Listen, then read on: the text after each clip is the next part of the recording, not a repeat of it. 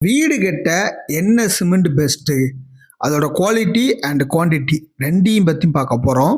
நீங்கள் வந்து வீடு கட்டணும், நல்ல ஒரு குவாலிட்டியான ஐஎஸ் கோடு படி இன்ஜினியரிங் முறைப்படி ஏதோ வீடியோ பார்த்தோம் அப்படின்னு இல்லாமல், இல்லை நிறைய பேர் வீடியோ போடுறாங்க அப்படி இல்லாமல், இன்ஜினியரிங் முறைப்படி இந்தியன் ஸ்டாண்டர்ட் படி ஃப்ரேம்டு ஸ்ட்ரக்சரில் நல்ல ஒரு குவாலிட்டியான வீடு கட்டணும் அப்படின்னு ஆசைப்பட்டீங்கன்னா ஸ்கில் ஏஜென்ட் நம்பர் கான்டாக்ட் பண்ணுங்கள். தமிழ்நாடு ஃபுல்லாக நம்ம 1850 ஸ்டார்ட் பண்ணுறோம்.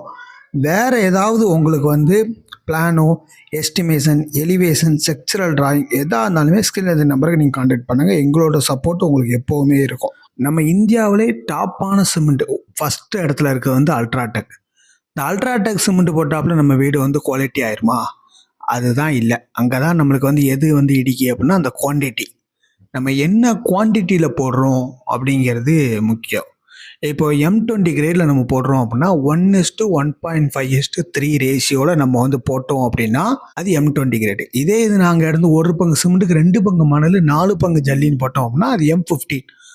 ஆல்மோஸ்ட் வந்து பார்த்தீங்கன்னா ஒரு 25%, 4ல் 1 பங்கு பலன் வந்து இறந்துருச்சு. ஒரு 100 வருஷம் தாங்கக்கூடிய வீடு 75 வருஷம் ஆயிரும். 50 வருஷம் தாங்கக்கூடிய அளவுக்கு அவங்க வீடை டிசைன் பண்ணியிருக்காங்க அப்படின்னா அது வந்து 35 வருஷம் ஆயிடும். இதுவுமே டிசைனிங்கை பொறுத்து தான் நம்மளுக்கு வந்து அமையும்.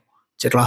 ஸோ இதுதான் அந்த சிமெண்டோட முக்கியம். இது வெறும் காங்கிரீட்டுக்கு மட்டும் நான் சொல்லலை. இப்போ உதாரணத்துக்கு உங்கள் பிரிக்கு 1:6 இல்லை 1:7 இல்லை 1:8 ஒரு பங்கு சிமெண்ட்டுக்கு எவ்வளோ சட்டி மணல் போடுறீங்க, அதே மாதிரி நீங்கள் வந்து பூசுறீங்க அப்படின்னா 1:4 1:5 1:3 ஒரு பங்கு சிமெண்ட்டுக்கு எவ்வளோ சட்டி மணல் போடுறீங்க அப்படிங்கிறத பொறுத்து தான் அதோட குவாலிட்டி வந்து அமையும். அதுக்காண்டி சிமெண்ட் கூட போட்டாப்புல ஸ்ட்ரென்த் அதிகமாக வந்துருமா அப்படின்னு கேட்டீங்கன்னா இல்லை. சிமெண்ட் வந்து ஒரு பாண்டிங் மெட்டீரியல் தான். அது வந்து ஸ்ட்ரென்த்தை தீர்மானிக்காது.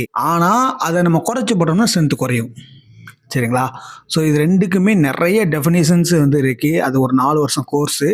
ஸோ அதை நம்ம வந்து ஒரு வீடியோவில் சொல்ல முடியுமா? கண்டிப்பாக சொல்ல முடியாது. அதனால் நீங்கள் ஒவ்வொன்றையுமே பார்த்து பண்ணக்கூடிய ஒரு இன்ஜினியர்கிட்ட உங்கள் பில்டிங்கை கொடுங்க. ஸோ அதுதான் பெஸ்ட்டு. ஒவ்வொரு வீடியோலையுமே நான் அந்த மாதிரி சின்ன சின்ன டிப்ஸ் கொடுப்பேன். ஸோ அடுத்த டிப்ஸ் என்ன அப்படின்னா, நம்ம சிமெண்ட் வந்து என்னென்ன பிராண்டுக்கு ஒவ்வொரு பிராண்ட்லேயும் ஒவ்வொரு பெனிஃபிட் இருக்குது, அது என்னென்னு பார்ப்போம். அடுத்த ஸ்டீலை பற்றி பார்ப்போம். தொடர்ந்து இந்த மாதிரி யூஸ்ஃபுல்லான வீடியோ பார்க்க நம்ம சேனலை ஃபாலோ பண்ணிக்கோங்க.